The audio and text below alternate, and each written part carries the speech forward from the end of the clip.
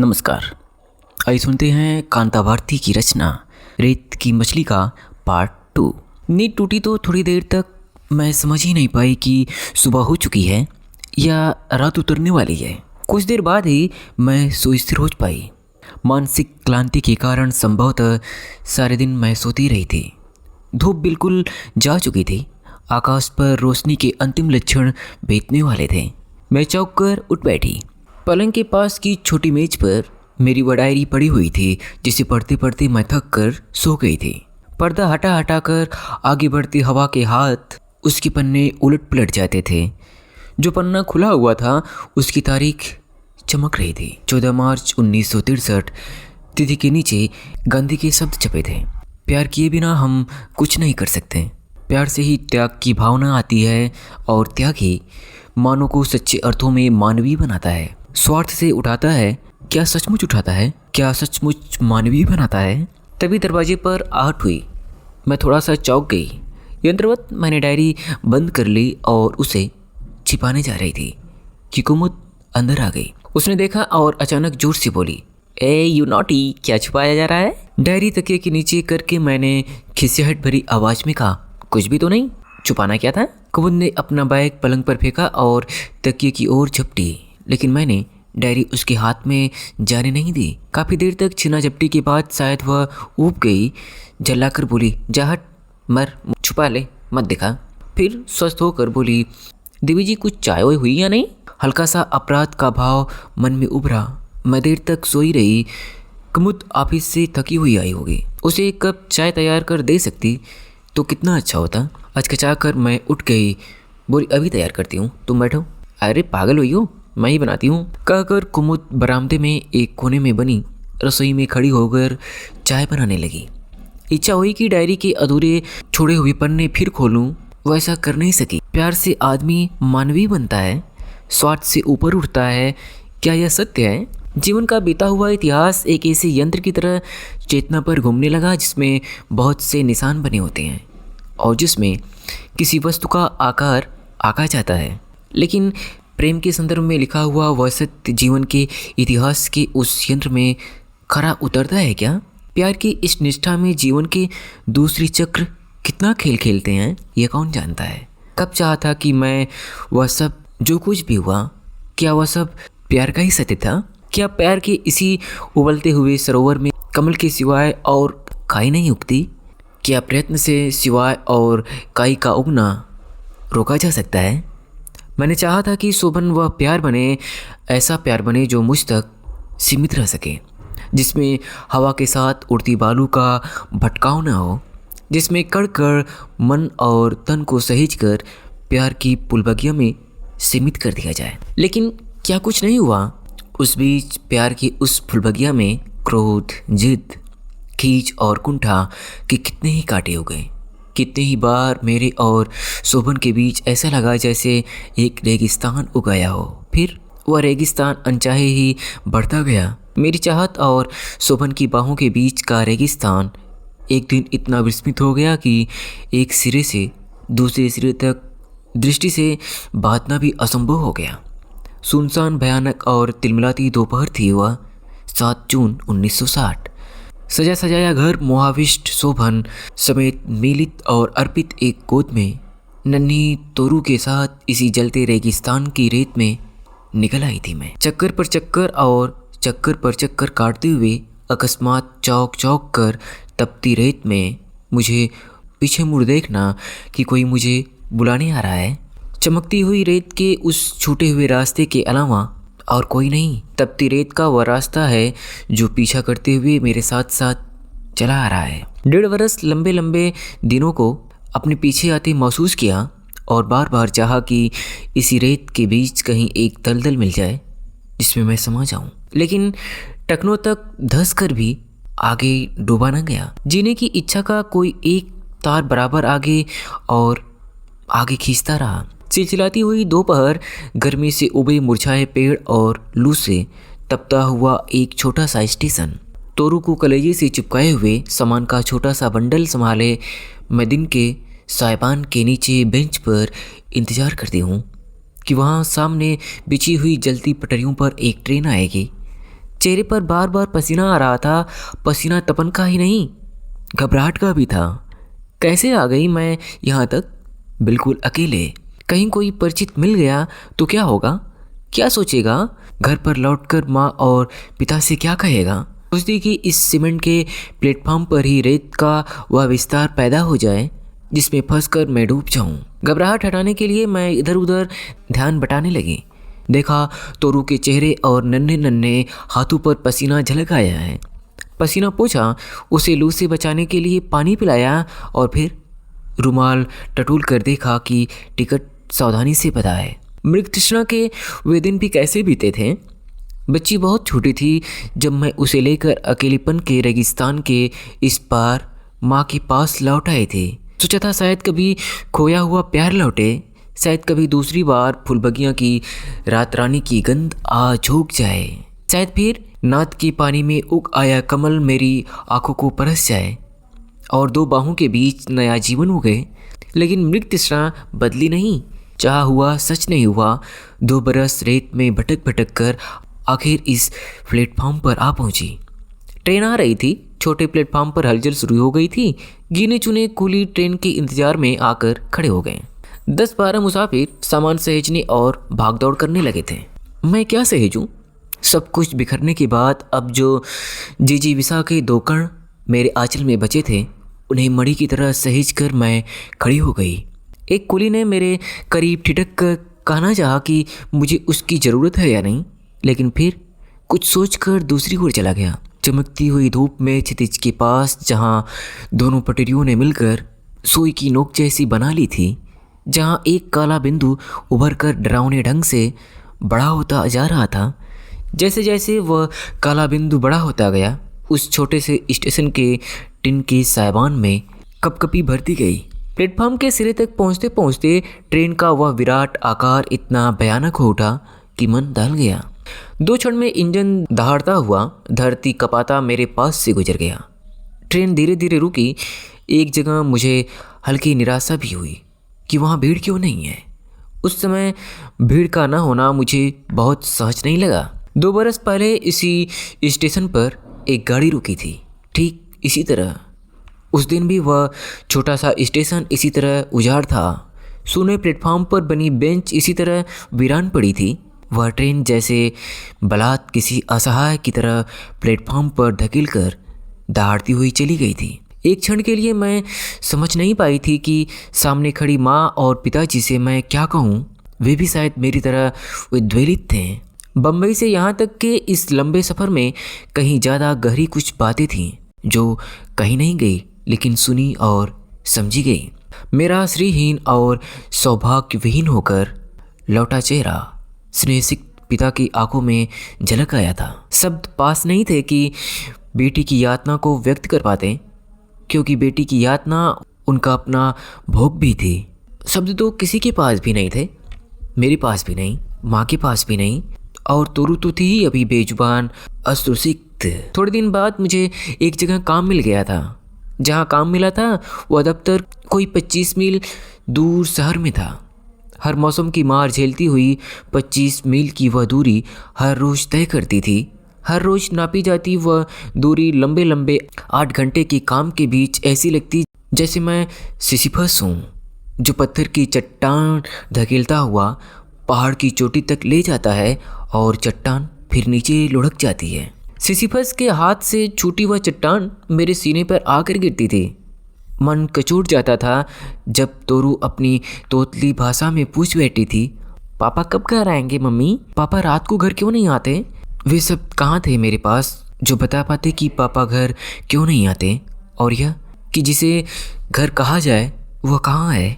तोरू के वाक्य मन में घुमड़ते रहते और नई भाप की तरह उड़ जाती।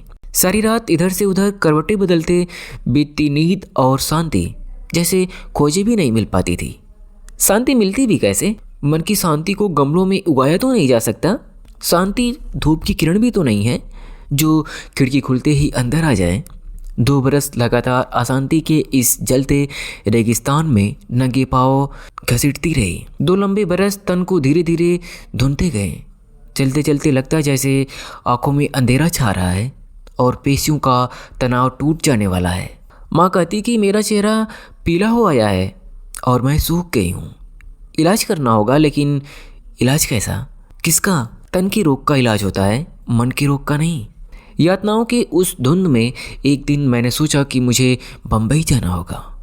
16 मार्च 1932 डायरी में तारीख पड़ी हुई है। पूरे पन्ने पर थके हाथों घसीट कर लिखा गया है, ऑफिस से 3 दिन की छुट्टी ली है, बम्बई जाना है। जाना ही होगा, उपाय कोई नहीं है। तोरू तोरू, तू क्या समझ सकती है मन का रोग क्या होता है? मन मर जाए तो तन का जीना कैसा होता है? तोरू, तू क्या समझ सकती है कि आगे क्या होगा? मेरा बस नहीं, मैं तेरी माँ हूँ, तू समझ सकती है मेरी बात को। 16 मार्च 1962 डायरी की उस अस्फुट लिखावट में उस वीरान प्लेटफॉर्म से छूटी हुई एक गाड़ी के पहियों के निशान हैं। एक गहरा धक्का लगा था जैसे ही मैंने ट्रेन पर पाँव रखा था।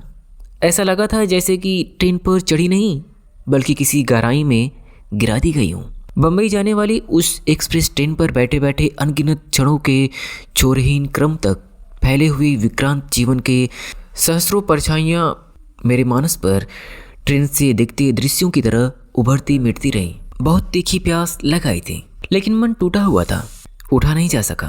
बालों में धुएं की गर्द भर आई थी, होठों पर पपड़ियाँ उभर आई थीं। अंतःस्थल जल रहा था। तोरू सो गई थी। कितनी सहज निसंग निद्रा थी उस अबोध की। चेहरे की ओर देखकर मेरा मन कचोट गया। रास्ते भर मैं गाड़ी से एक बार भी नहीं उतरी कि कहीं यह गाड़ी भी उनकी तरह छोड़कर बढ़ न जाए और मैं पीछे अकेली छूट जाऊं, नितांत अकेली। किसी तरह दौड़ लगाते लगाते अंत में दुश्चिंताओं के लंबे क्रम को पार कर गाड़ी बम्बई पहुंच गई। एक क्षण के लिए लगा कि मैं नीचे नहीं उतर सकती। उतरने का साहस नहीं है। बेबी को कंधे से लगाकर सामान संभाले अभी मैं डिब्बे के दरवाजे तक गई थी कि लगा जैसे मेरे पैर किसी ने बांध लिए हो। मैंने देखा वही थे, बिल्कुल ठीक वही, शोभन। बेचैनी से प्लेटफॉर्म पर खड़े इधर उधर नजरें दौड़ाते हुए। तो शोभन आ गए? यह सच है या दिवा स्वप्न? वह जिद, कठोरता, निर्ममता, सब कुछ यूं घुल जाएगी ऐसा सोच नहीं पाई थी। मन आर्द्र होने आया, आंखें गीली हो गई। मोहाविष्ट थोड़ी देर ज्यों की त्यों खड़ी रही और फिर अचानक मैंने अपना हाथ थोड़ा सा ऊंचा किया, मेरे कंठ तक आया शोभन, और तभी पैर के नीचे से किसी ने कोई चीज़ खिसका ली। शोभन के चेहरे पर एक खुशी दौड़ी। हाथ उठाकर हेलो कहते हुए बगैर मेरी तरफ ध्यान दिए वे दाईं ओर एक दूसरे डब्बे की तरफ बढ़ गए। उस दूसरे डब्बे से जो उतरा उसे ना चाह कर भी मैंने देखा। उसका एक नाटककार मित्र राजहंस पहले दर्जे के डब्बे से कूदकर उनके गले से लिपट गया था। मुझे लगा जैसे चारों तरफ जंगल हो जिसमें एट एट कर लकड़ियां जलती हुई चटक रही हो। भरसक यह चाहते हुए कि उधर उस चलन की तरफ निगाह न जाए, मैं बच्ची को संभालते हुए भीड़ में डूबकर प्लेटफॉर्म से बाहर आ गई। मन बुरी तरह जल रहा था। अंतःस्थल छलनी हो चुका था। एक स्नायु और टूट चुका था। मुझसे खड़ा नहीं हुआ जा रहा था। जैसे तैसे टैक्सी बुलाई, टैक्सी पर बैठी और लंबी सांस लेकर थोड़ी स्थिर हुई कि सामने के शीशे से देखा टैक्सी के ठीक आगे एक सुरमई रंग की फिएट जा रही थी। गाड़ी के पिछले शीशे पर 2 चेहरे दिख रहे थे। शायद वे चेहरे कातर थे। मुझे देखते पाकर चेहरे फिर मुड़ गए, लेकिन वह कातर उत्सुकता दबी नहीं रही। उन्हें शायद लग रहा था कि मेरी टैक्सी उनका पीछा कर रही है। हाव भाव से ऐसा नहीं लग रहा था कि वे निश्चिंत होंगे, बल्कि जिस तरह पीछे घूम घूम कर वे टैक्सी की ओर देख रहे थे उससे लगता था कि कहीं वे भयभीत भी हैं। मुझे विश्वास है कि वे निश्चित ही भयभीत हो रहे होंगे। दोनों, शोभन और राजहंस, दोनों ही। संभव है कि राजहंस उस समय शोभन की कातरता के प्रतिबिंब बन गए हों। वैसे भी किन अर्थों में वे शोभन से भिन्न रहे हैं नहीं कह सकती। प्रिया पत्नी को पागल घोषित किया था राजहंस जी ने। नाटक लिखने के पहले नाटक खेला भी था। सब कुछ छीनकर पत्नी को कहा था वह पत्नी नहीं रही। एक दूसरे के चेहरे में अपने अपने नाटक की परछाइयाँ पड़ते हुए उन 2 भयभीत प्राणियों का पीछा मेरी टैक्सी ने कब तक किया मैं नहीं जानती। और फिर सहसा एक जगह से उनकी गाड़ी दूसरी रास्ते पर मोड़ ली। मुझे पता था कि इतनी जल्दी इस जगह से ही उनका रास्ता अलग नहीं होता, लेकिन शायद उन्होंने जानबूझकर अपने ड्राइवर से वही मुड़ जाने को कहा था। अच्छा हुआ कि वे ही अलग मुड़ गए। आह नियति।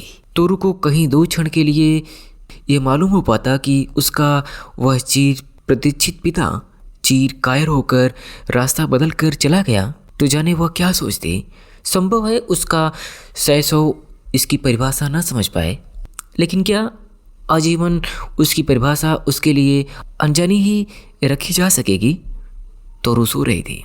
उसके खोए भोलेपन को जीवन के मरु की यह रेतीली परिभाषा छू नहीं सकती। वह कितना बड़ा आश्वासन है। काश वह अबोध समझ पाती कि आज उसका दर्द भरा महत्वाकांक्षी पिता कितना दयनीय हो उठा है, अपनी अपराधी अंतर्मन के कारण अपने आप से भयभीत। टैक्सी अब अपेक्षाकृत वीरान लंबी सड़क पर दौड़ रही थी। टैक्सी की खुली हुई खिड़की से ताज़ी हवा का एक झोंका आया। फागुन की इस समुद्री गंध भरी हवा के इस कोमल झोंके का यूँ सहला जाना कुछ सुखद लगा। यही महीना है फागुन का, सुगंध भरा न गर्मी न सर्दी, जूही चमेली रात रानी टिशु और कामनी के सौरभ से भरा फागुन। समझ में नहीं आता कि मेरे जीवन का हर मोड़ उसी फागुन से क्यों शुरू होता है। जीवन के हर मोड़ पर यही हवा क्यों मुझको छू जाती है। सुखद आश्वासन के एक क्षण के बाद स्नायुओं में अनहोनी घटना की आशंका भर गई। मन में उदासी का अंधेरा छा गया। विवश थी जाती भी कहाँ। न चाहते हुए भी बरसों की परिचित गुरुजन के द्वार पर टैक्सी रुकवा दी। छोटी सी कोठी की नन्ही सी वाटिका के फाटक पर श्वेत पट्टियां पर लिखा हुआ एक नाम देर तक पढ़ती रही, डॉक्टर शशिकांत। तोरू जाग रही थी। शायद उसे भूख भी लग गई थी। यात्रा के कारण थक भी चुकी थी, लेकिन उस नन्ही सी वाटिका को देखकर वह खुश हो गई। मैं वह छोटा सा लकड़ी का फाटक खोलने के लिए अपने को बांध रही थी कि द्वार पर डॉक्टर शशिकांत की सौम्य आकृति दिखाई दी। थोड़ी देर अपरिचित को पहचानते से खड़े रहें और फिर 2 कदम आगे आ गए। यात्रा और यातनाओं के कारण मेरी आकृति संभवतः बदल चुकी थी। कई बरस पहले उन्होंने देखा था और उसके बाद वे बम्बई आ गए थे। उन्हें अनुमान भी नहीं रहा होगा कि मैं यूँ अनायास कभी उनके यहाँ पहुँचूंगी। मुझे पहचानने में उन्हें कुछ समय लगा और फिर वे अवाक रह गए। बिना किसी पूर्व सूचना के अबोध बच्ची को साथ लेकर बिल्कुल अकेले उनके यहाँ क्यों और कैसे आ गई। जीजी ने पहचाना तो गले लगा लिया। वे भी अस्तब्ध थी। बैठते न बैठते मैंने उनसे कह दिया कि मैं शोभन को तोरू सौंपने आई हूँ। उनके बच्चों की आंखों में पहले तो एक अजनबीपन आया, लेकिन फिर वह आश्वस्त हो गए। नन्ही मुन्नी तोरू गौरैयों की तरह कमरे में फुदकने लगी। बच्चे तोरू के आसपास व्यस्त हो गए। उन्हें अपने मनोरंजन का साधन मिल गया। मेरे मन में हल्का संकोच भर आया कि आते समय मैं इन बच्चों के लिए कुछ नहीं लाई। मन में अनमनी हो आई। मैंने महसूस किया कि जीजी और शशिकांत जी भी अनमने हो उठे हैं। मेरे मन में भी संकोच आया कि शायद मुझे इस तरह आना नहीं चाहिए था, लेकिन अब वापसी भी संभव नहीं थी। जो कुछ भी हो, अब स्थिति का सामना करना ही होगा। थोड़ी देर बाद ही गहन गंभीर वातावरण को सहजता की तरफ लौटाते हुए शशिकांत जी बोले, कुंतल बहन अब आप नहा धो लीजिए, खाना खाकर आराम कीजिए। सफ़र से थक गई होंगी, फिर निश्चिंत होकर बात करेंगे। जो भी समस्या है धीरज से निपटाया जाएगा, ईश्वर सब ठीक करेगा। उनके शब्दों में मुझे आश्वासन महसूस हुआ।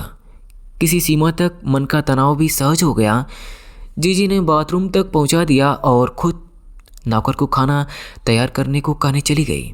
यह सब कुछ पराया हो जाता है, तब थोड़ा सा भी अपनापन मन को भिगो जाता है। जब सब कुछ पराया हो जाता है तब थोड़ा सा भी अपनापन मन को भिगो जाता है। बरसों के बाद किसी स्नेहासिक हरे भरे परिवार की ममता ने अपनेपन की एक किरण मुझे दी थी। वह एक किरण जलते हुए अंतःस्थल पर शीतलता की छींटी डाल गई।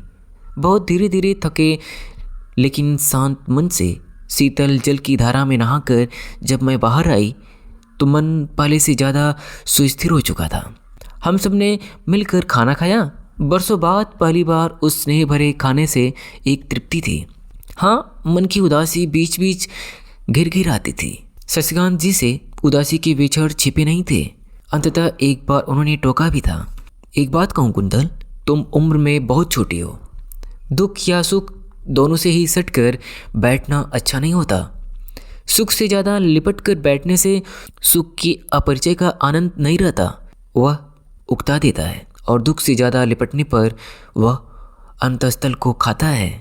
मेरी आंखें भीग आई, लेकिन सत्य के उस सहारे ने आंसुओं को थाम लिया। तोरू खा पीकर फिर बच्चों में मस्त हो गई थी।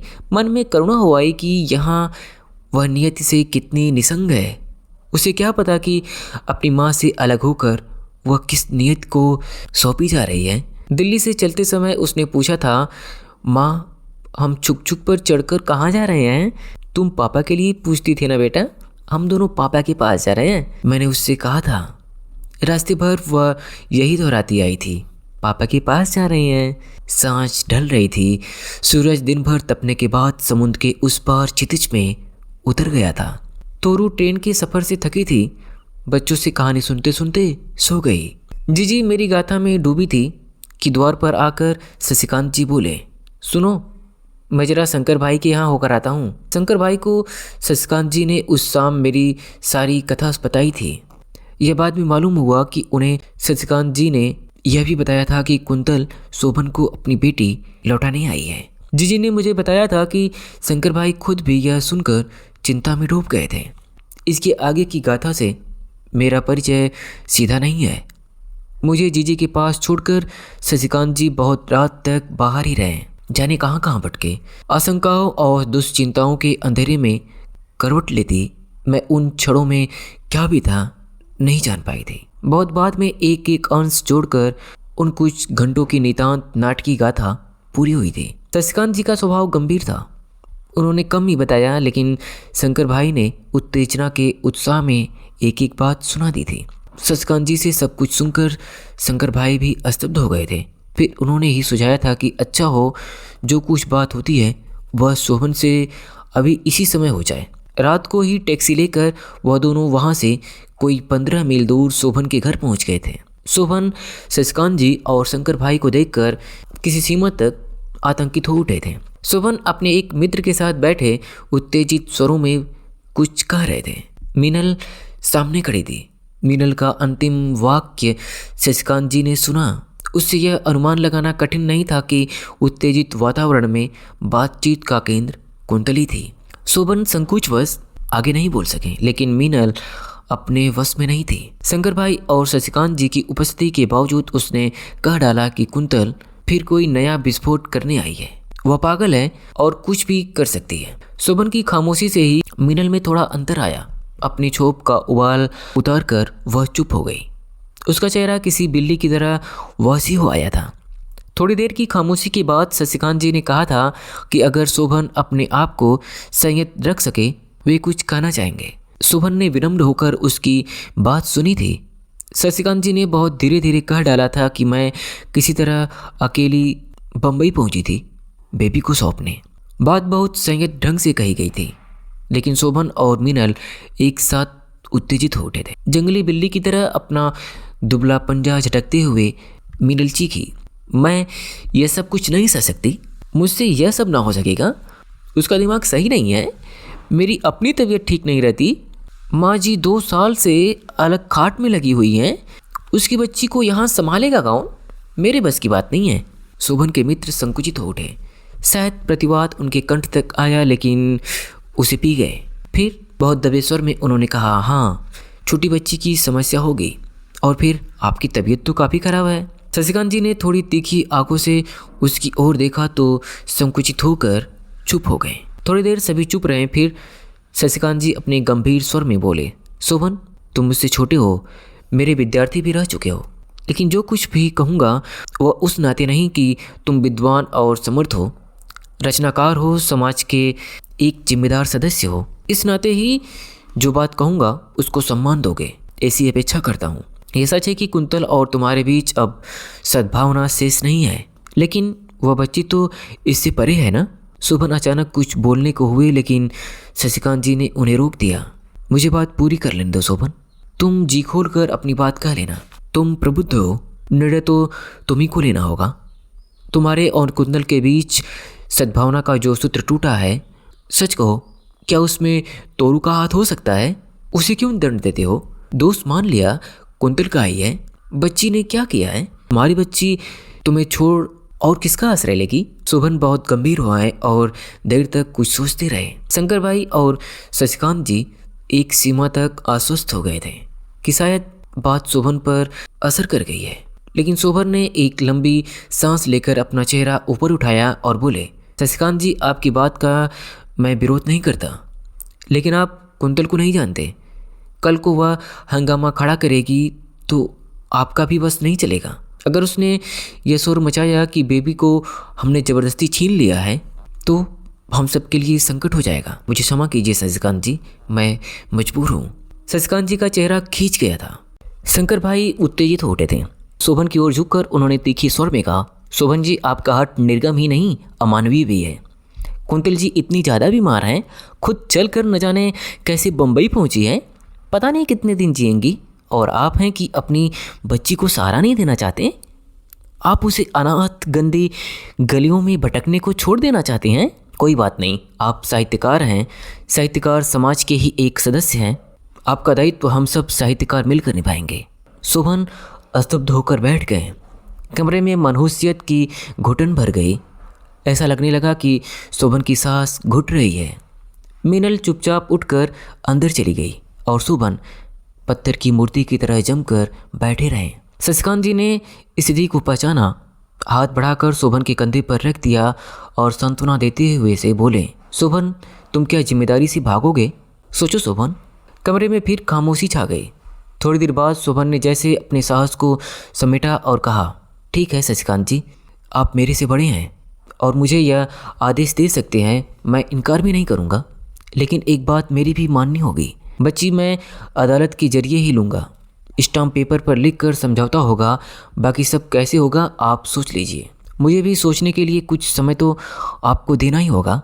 वकील से सलाह करूँगा, फिर जैसा आप ठीक समझेंगे वैसा ही हो जाएगा। शशिकांत जी ने स्नेह से उनके कंधे दबाए और आभार प्रकट किया। शंकर भाई थोड़े क्षुब्ध जरूर थे, लेकिन वे शांत हो गए थे। थोड़ी सी औपचारिक बातचीत के बाद शशिकांत जी उठ खड़े हुए। दरवाजे तक आते आते उन्होंने कहा, बुरा मत मानना शोभन कि इतनी रात तक तकलीफ दी।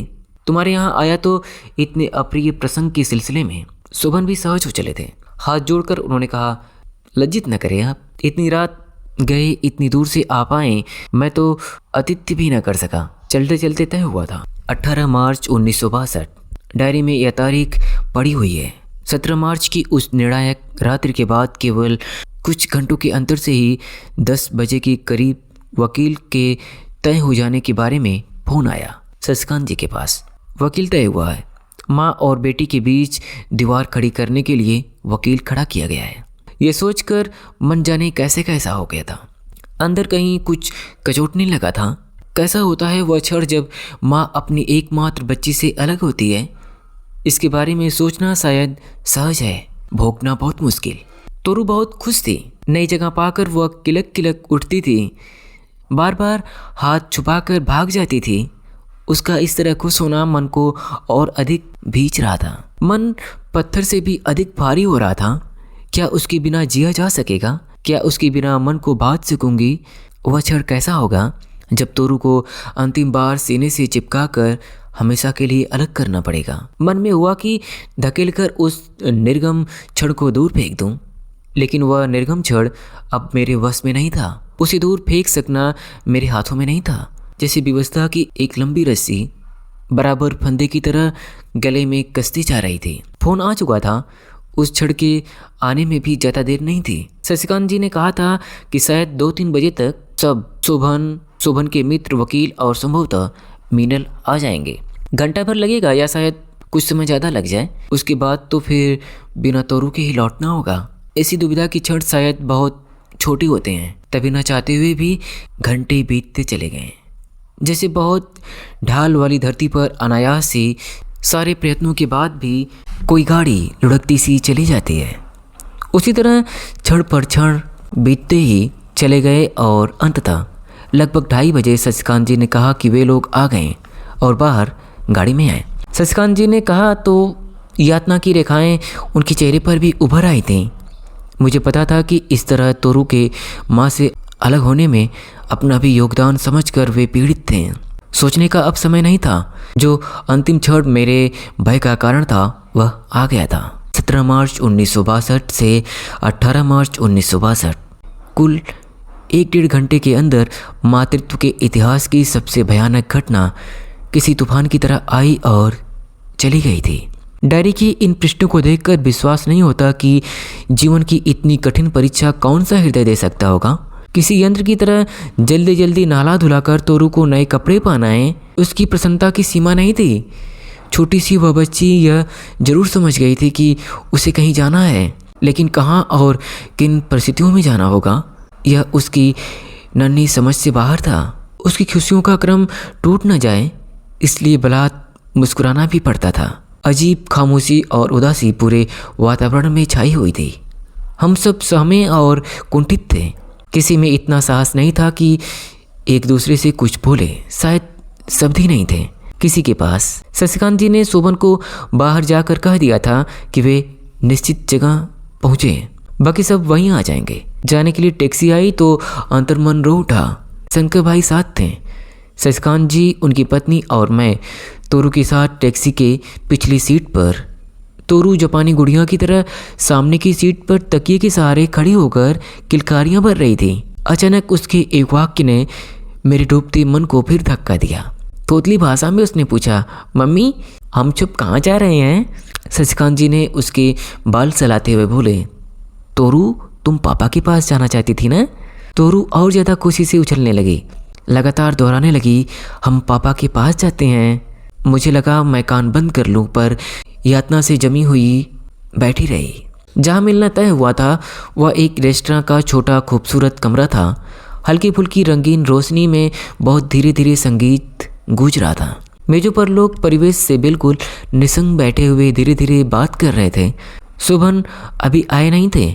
एक कोने में पहले ही रिजर्व की हुई 2 मेजों की तरह शशिकांत जी हम लोगों को लेकर बढ़ गए। शोभन कोई 10 मिनट बाद पहुंचे।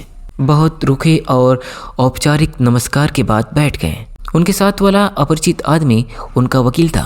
बैठने के बाद एक खामोशी छा गई। तभी तोरू की आवाज़ आई, माँ मेरे पापा कौन है? कहाँ है? ऐसा लगा जैसे शोभन की सिराओं में एक कंपन हुआ हो। वे कुछ अस्थिर से हो उठे। बोलना चाहकर भी कुछ बोल नहीं पाए। मैं जड़ हुई पत्थर सी बैठी रही। शशिकांत जी ने परिस्थिति को संभाला। धीरे से बोले, ठहर जा बेटे, अभी आते हैं तेरे पापा। जाने क्यों मेरी आँखें भर आईं और मैंने देखा 2 पल रुककर शोभन अपनी कुर्सी से उठे और तोरू को उन्होंने बाहों में भर लिया। तोरू इस अनायास प्यार से साम गई। उनकी बाहों से छूटने के लिए छटपटाने लगी। तभी शोभन ने कहा, मैं हूँ तेरा पापा बेटे। मन से लगा कि वे थोड़ा आर्द्र हो आए थे। तोरू ने उन्हें पापा के रूप में पहचाना तो पहले वह संकुचित हो मेरी ओर देखने लगी, फिर थोड़ी देर में सहज हो गई। मीठी आवाज़ में बोली, पापा तुम हो मेरे पापा? अब वे स्वयं भी अस्थिर हो उठे थे। उनसे सहज नहीं हुआ गया। शंकर भाई और शशिकांत जी ने उन्हें संकट से उबारा। वकील की ओर झुककर बोले, आपने कागज़ तैयार कर लिया है? हाँ कागज़ तो तैयार है, आप देख लीजिए। कहकर वकील ने कागज़ शशिकांत जी की ओर बढ़ा दिए। मोटे स्टाम्प पेपर पर बने टाइप किए हुए अक्षरों में क्या लिखा है यह उस समय चाहकर भी मैं देख नहीं सकी। कागज़ अभी पढ़ा जा रहा था कि शोभन के नाटककार मित्र राजहंस भी आ पहुँचे। मेरा मन और अधिक कुंठा से भर उठा। शशिकांत जी ने वह कागज़ उन्हें भी पढ़ाया। मैं जानती हूँ कि वह कागज़ वे पहले से ही पढ़ चुके होंगे, लेकिन फिर भी उन्होंने पढ़ने का नाटक किया। अंत में वह कागज़ शशिकांत जी ने मेरे सामने रख दिया। शब्दों पर मैंने निगाह जमाई, लेकिन पढ़ा कुछ नहीं जा सका। आंखें तरल हो आई थी। शब्द तैर रहे थे और शब्दों के अर्थ जाने कहाँ डूब रहे थे। वैसे भी अब इन शब्दों का अर्थ मिल भी जाता तो फायदा क्या था? जब जीवन का ही अर्थ खो चुका तो इन शब्दों का अर्थ खोजना व्यर्थ। कागज़ ज्यों का त्यों बिना पढ़े मैंने शंकर भाई को लौटा दिया। उस दिन रेस्टोरेंट उस रहस्यमय वातावरण में एक छोटे से जीवन की अंतिम निशानी तोरू शोभन को सौंप कर मैं कैसे घर आई थी यह नहीं पता। कागजों पर दस्तखत हुए थे, शंकर भाई शशिकांत जी, श्रीमती शशिकांत, राजहंस, शोभन के वकील, मेरे और शोभन के सम्मिलित हस्ताक्षरों से युक्त वह कागज आज भी मेरे पास सुरक्षित है। कानून की निरस्त शर्तें किस तरह एक जीवित इकाई को अपने आप में लपेट लेती है, ये मुझको अब मालूम हो सका। कागज में सिर्फ इतना था कि इतने दिन के विवाहित जीवन में जो तोरू एकमात्र संबंध बची थी, उसे मैं उन्हें सौंपती हूँ। इस बात का हक मुझको नहीं होगा कि मैं उसे कभी भी अपनी बेटी मानूं या अपने पास रखूं। साल में एक बार उसे देखने की अनुमति होगी, लेकिन बिना यह बताए हुए कि मैं उसकी माँ हूँ। मिलने का स्थान और समय शोभन की अनुमति से तय होगा। थोड़े से भारी भारी क्षणों में सब कुछ समाप्त हो गया, सब कुछ टूट गया। मैं समझ रही थी कि शोभन तोरू को क्यों इतना ज़्यादा प्यार कर रहे हैं।